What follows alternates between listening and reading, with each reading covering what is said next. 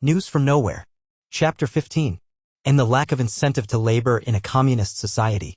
Yes, said I was expecting Dick and Clara to make their appearance any moment, but is there time to ask just one or two questions before they come?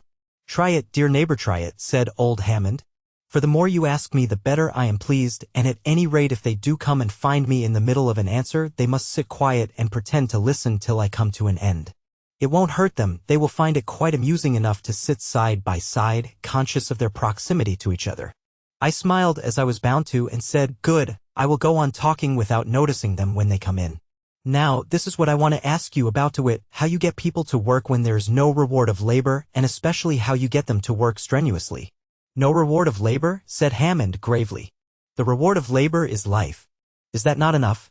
But no reward for especially good work, quoth I. Plenty of reward, said he, the reward of creation. The wages which God gets, as people might have said time agone. If you were going to ask to be paid for the pleasure of creation, which is what excellence in work means, the next thing we shall hear of will be a bill sent in for the begetting of children. Well, but, said I, the man of the 19th century would say there is a natural desire towards the procreation of children and a natural desire not to work. Yes, yes, said he, I know the ancient platitude, wholly untrue, indeed, to us quite meaningless. Fourier, whom all men laughed at, understood the matter better. Why is it meaningless to you, said I. He said, because it implies that all work is suffering, and we are so far from thinking that, as you may have noticed, whereas we are not short of wealth, there is a kind of fear growing up amongst us that we shall one day be short of work.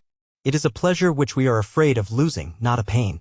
Yes, said I have noticed that, and I was going to ask you about that also.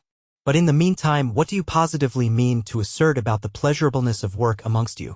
This, that all work is now pleasurable, either because of the hope of gain in honor and wealth with which the work is done, which causes pleasurable excitement even when the actual work is not pleasant, or else because it has grown into a pleasurable habit. As in the case with what you may call mechanical work, and lastly, and most of our work is of this kind, because there is conscious sensuous pleasure in the work itself. It is done, that is, by artists. I see, said I. Can you now tell me how you have come to this happy condition? For, to speak plainly, this change from the conditions of the older world seems to me far greater and more important than all the other changes you have told me about as to crime, politics, property, marriage. You are right there, said he. Indeed, you may say rather that it is this change which makes all the others possible. What is the object of revolution? Surely to make people happy. Revolution having brought its foredoomed change about, how can you prevent the counter-revolution from setting in except by making people happy? What? Shall we expect peace and stability from unhappiness? The gathering of grapes from thorns and figs from thistles is a reasonable expectation compared with that. And happiness without happy daily work is impossible. Most obviously true, said I, for I thought the old boy was preaching a little. But answer my question as to how you gained this happiness.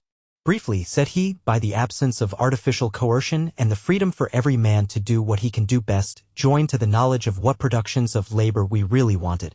I must admit that this knowledge we reached slowly and painfully. Go on, said I, give me more detail, explain more fully. For this subject interests me intensely. Yes, I will, said he, but in order to do so I must weary you by talking a little about the past. Contrast is necessary for this explanation. Do you mind? No, said I. Said he, settling himself in his chair again for a long talk, it is clear from all that we hear and read that in the last age of civilization men had got into a vicious circle in the matter of production of wares.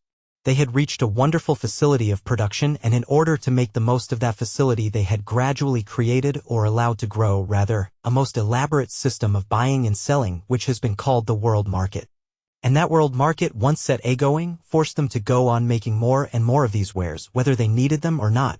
So that while, of course, they could not free themselves from the toil of making real necessaries, they created in a never-ending series sham or artificial necessaries, which became, under the iron rule of the aforesaid world market, of equal importance to them with the real necessaries which supported life.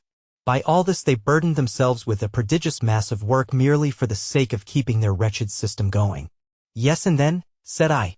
Why, then, since they had forced themselves to stagger along under this horrible burden of unnecessary production, it became impossible for them to look upon labor and its results from any other point of view than one, to wit, the ceaseless endeavor to expend the least possible amount of labor on any article made, and yet at the same time to make as many articles as possible. To this cheapening of production, as it was called, everything was sacrificed, the happiness of the workman at his work, nay, his most elementary comfort and bare health, his food, his clothes, his dwelling, his leisure, his amusement, his education, his life, in short, did not weigh a grain of sand in the balance against this dire necessity of cheap production of things, a great part of which were not worth producing at all. Nay, we are told, and we must believe it, so overwhelming is the evidence, though many of our people scarcely can believe it, that even rich and powerful men, the masters of the poor devils aforesaid, submitted to live amidst sights and sounds and smells which it is in the very nature of man to abhor and flee from, in order that their riches might bolster up this supreme folly. The whole community, in fact, was cast into the jaws of this ravening monster, the cheap production forced upon it by the world market. Dear me, said I, but what happened? Did not their cleverness and facility in production master this chaos of misery at last? Couldn't they catch up with the world market and then set to work to devise means for relieving themselves from this fearful task of extra labor? He smiled bitterly. Did they even try to? Said he. I am not sure. You know that according to the old saw, the beetle gets used to living in dung, and these people, whether they found the dung sweet or not, certainly lived in it. His estimate of the life of the 19th century made me catch my breath a little, and I said feebly, but the labor-saving machines? Heyday, quoth he. What's that you were saying? The labor-saving machines? Yes, they were made to save labor, or, to speak more plainly, the lives of men, on one piece of work in order that it might be expended, I will say wasted, on another, probably useless, piece of work. Friend, all their devices for cheapening labor simply resulted in increasing the burden of labor. The appetite of the world market grew with what it fed on. The countries within the ring of civilization, that is, organized misery, were glutted with the abortions of the market, and force and fraud were used unsparingly to open up countries outside that pale. This process of opening up is a strange one to those who have read the professions of the men of that period and do not understand their practice, and perhaps shows us at its worst the great vice of the 19th century, the use of hypocrisy and cant to evade the responsibility of vicarious ferocity. When the civilized world market coveted a country not yet in its clutches, some transparent pretext was found: the suppression of a slavery different from and not so cruel as that of commerce. The pushing of a religion no longer believed in by its promoters, the rescue of some desperado or homicidal mad and whose misdeeds had got him into trouble amongst the natives of the barbarous country, any stick, in short, which would beat the dog at all. Then some bold, unprincipled, ignorant adventurer was found, no difficult task in the days of competition, and he was bribed to create a market by breaking up whatever traditional society there might be in the doomed country, and by destroying whatever leisure or pleasure he found there. He forced wares on the natives which they did not want, and took their natural products in exchange, as this form of robbery was called, and thereby he created new wants, to supply which, that is, to be allowed to live by their new masters, the hapless. Helpless people had to sell themselves into the slavery of hopeless toil so that they might have something wherewith to purchase the nullities of civilization. Ah, said the old man, pointing to the museum, I have read books and papers in there, telling strange stories indeed of the dealings of civilization or organized misery with non-civilization. From the time when the British government deliberately sent blankets infected with smallpox as choice gifts to inconvenient tribes of redskins, to the time when Africa was infested by a man named Stanley who— Excuse me, said I, but as you know, time presses, and I want to keep our question on the straightest line possible, and I want at once to ask this about these wares made for the world market. How about their quality? These people who were so clever about making goods, I suppose they made them well? Quality, said the old man crustily, for he was rather peevish at being cut short in his story. How could they possibly attend to such trifles as the quality of the wares they sold? The best of them were of a lowish average, the worst were transparent makeshifts for the things asked for, which nobody would have put up with if they could have got anything else. It was a current jest at the time that the wares were made to sell and not to use, a jest which you, as coming from another planet, may understand, but which our folk could not. Said I, what? Did they make nothing well? Why, yes, said he, there was one class of goods which they did make thoroughly well, and that was the class of machines which were used for making things.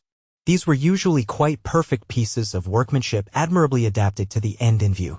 So that it may be fairly said that the great achievement of the 19th century was the making of machines which were wonders of invention, skill, and patience, and which were used for the production of measureless quantities of worthless makeshifts.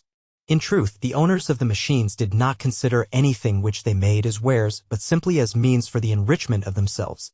Of course, the only admitted test of utility in wares was the finding of buyers for them, wise men or fools, as it might chance.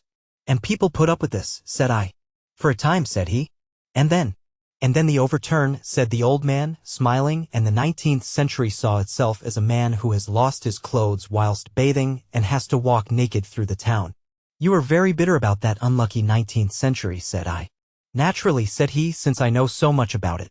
He was silent a little and then said, there are traditions, nay, real histories in our family about it. My grandfather was one of its victims. If you know something about it, you will understand what he suffered when I tell you that he was in those days a genuine artist, a man of genius, and a revolutionist. I think I do understand, said I, but now, as it seems, you have reversed all this? Pretty much so, said he.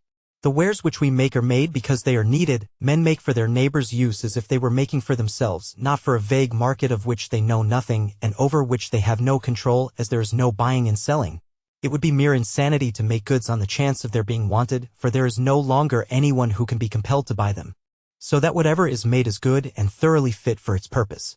Nothing can be made except for genuine use, therefore no inferior goods are made. Moreover, as aforesaid, we have now found out what we want, so we make no more than we want, and as we are not driven to make a vast quantity of useless things, we have time and resources enough to consider our pleasure in making them. All work which would be irksome to do by hand is done by immensely improved machinery, and in all work which it is a pleasure to do by hand, machinery is done without. There is no difficulty in finding work which suits the special turn of mind of everybody, so that no man is sacrificed to the wants of another. From time to time, when we have found out that some piece of work was too disagreeable or troublesome, we have given it up and done altogether without the thing produced by it. Now, surely you can see that under these circumstances all the work that we do is an exercise of the mind and body more or less pleasant to be done, so that instead of avoiding work everybody seeks it, and since people have got defter in doing the work generation after generation, it has become so easy to do that it seems as if there were less done, though probably more is produced.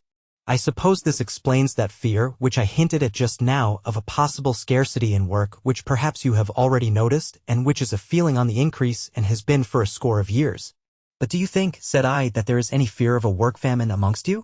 No, I do not, said he, and I will tell why. It is each man's business to make his own work pleasanter and pleasanter, which of course tends towards raising the standard of excellence, as no man enjoys turning out work which is not a credit to him, and also to greater deliberation in turning it out, and there is such a vast number of things which can be treated as works of art, that this alone gives employment to a host of deft people. Again, if art be inexhaustible, so is science also, and though it is no longer the only innocent occupation which is thought worth an intelligent man spending his time upon, as it once was, yet there are, and I suppose will be, many people who are excited by its conquest of difficulties and care for it more than for anything else. Again, as more and more of pleasure is imported into work, I think we shall take up kinds of work which produce desirable wares, but which we gave up because we could not carry them on pleasantly. Moreover, I think that it is only in parts of Europe which are more advanced than the rest of the world that you will hear this talk of the fear of a work famine. Those lands which were once the colonies of Great Britain, for instance, and especially America, that part of it, above all, which was once the United States, are now and will be for a long while a great resource to us. For these lands, and I say especially the northern parts of America, suffered so terribly from the full force of the last days of civilization and became such horrible places to live in that they are now very backward in all that makes life pleasant. Indeed, one may say that for nearly 100 years the people of the northern parts of America have been engaged in gradually making a dwelling place out of a stinking dust heap, and there is still a great deal to do, especially as the country is so big. Well, said I am exceedingly glad to think that you have such a prospect of happiness before you. But I should like to ask a few more questions, and then I have done for today.